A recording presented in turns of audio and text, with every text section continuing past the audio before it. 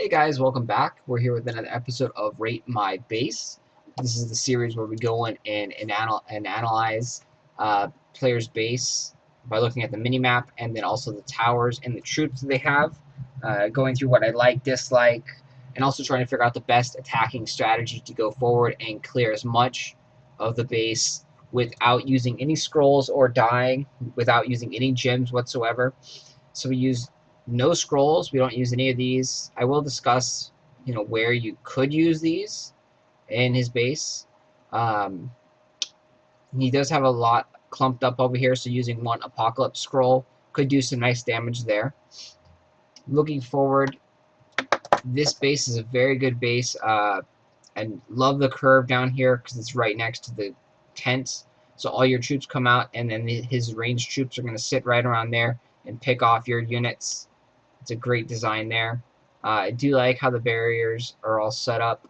You can't attack two barriers anywhere at once. All in all, this looks like a very, very good road setup. The towers, he does have a lot of firebolt towers, it looks like. Some gargoyles. Waters, I'm not really a fan of the water tower, but they do add some value in certain bases, depending on how they're setting up. And then some bomb towers. For the units, he's got a lot of paladins, which is good for meat shields. You may not need that many paladins, though. You may want to put a little bit more ranged troops. We'll see how it works out here. And then the mortars, the pyromancers, and then the frosters. Doesn't show any archers or arc blasters, so meaning there's very few or maybe none. If there is anything I probably would change, I'd probably add a little bit more arc blasters or archers and take out a couple of the paladins. But we'll see how this works out. He does have 5 stars, so that's very impressive. Always to try and get that 5th star. It's a big struggle. So for this type of base, you really have to bring along archers or arc blasters to do damage to his ranged troops. The arc blasters are only level 1 in this account, so we are not going to use them. We're going to use the level 6 archers. And then we're going to go with pyromancers as well to help kill off some of his ranged troops. Since he doesn't have any archers or arc blasters, the pyromancers will have a decent amount of life. I don't recall off the top of my head. We'll check here if the pyromancer is actually resistant to fire.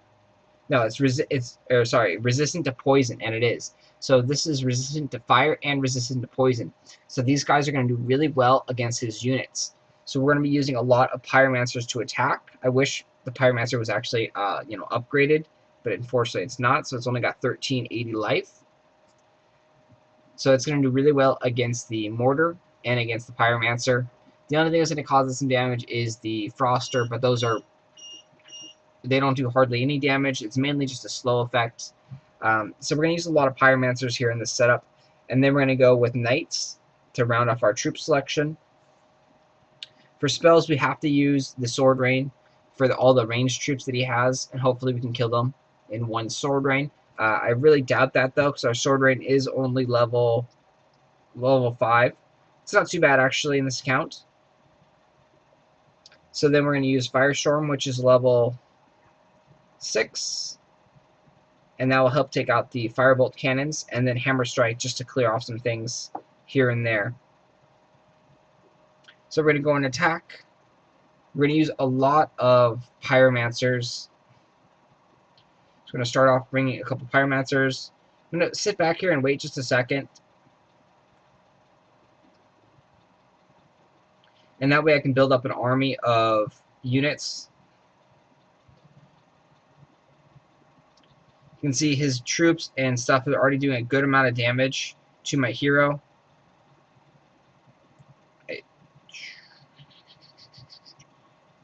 Yeah, we're not going to get very far here. We're going to call them back, try and build up an army, and move forward.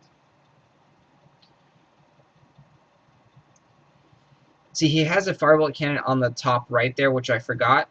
I forgot to look at on his minimap, and that's the best placement for them. But with my troop selection, I can't actually kill that firebolt cannon at all. I don't have a cannon to help me kill it. So the pyromancers don't have enough range, Everything is now just getting eaten alive.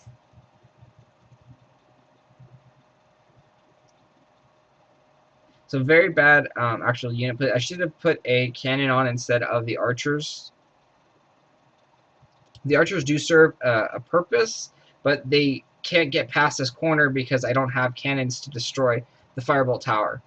So the archers are pretty much useless.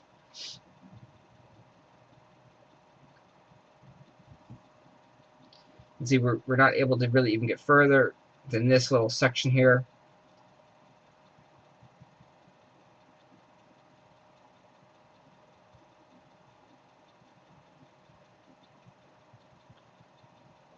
You see, the pyromancers do a pretty good job. They have a lot of life against the mortar. The poison doesn't really hurt them too much. That's why having a firebolt cannon in the placement right there in that corner is absolutely vital. Because if you're like me and you forgot to bring a cannon with you, you can't take it out unless you scroll over there. And, you know, we don't scroll in this series, so we can't do anything about it. If I was attacking him normally, I would have to suck it up and use a scroll right there. Because there's really, you can see I can't do anything against his base. Like, I'm just stuck in a rut. So we're slowly inching away, you know, piece by piece on his base, but there's no time left. We lost all our time.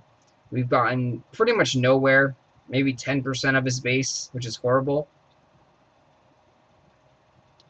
We only sold 10,000 gold. So you can see a very, very good base design, and unfortunately, I didn't realize that he had a firebolt cannon down in that corner, which I probably should have noticed. You don't get to know exactly what's in the corner. We're going to go in here and take a look at his base again. So you don't get to see what's in that corner, but that right there, pretty much everyone knows to put a firebolt cannon there. It's so powerful in that position, and I should have realized he had one there because, you know, he does watch some of my videos. He does take some of my tips. So that was just dumb of me. I needed a cannon. I needed to bring out 2 cannons to kill that so I could actually move forward. I should have taken out the archers and put cannons instead. We still wouldn't have gotten that far. His troops are pretty good. My hero almost died when I got over here. I was at like 50%.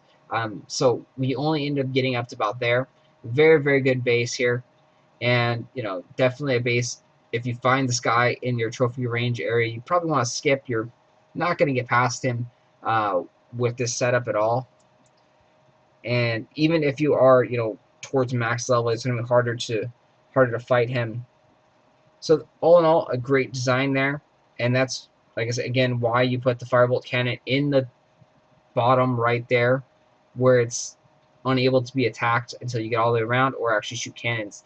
So great job there. You know, got to give this a 10 out of 10. Nothing we could do about it. Stopped us cold.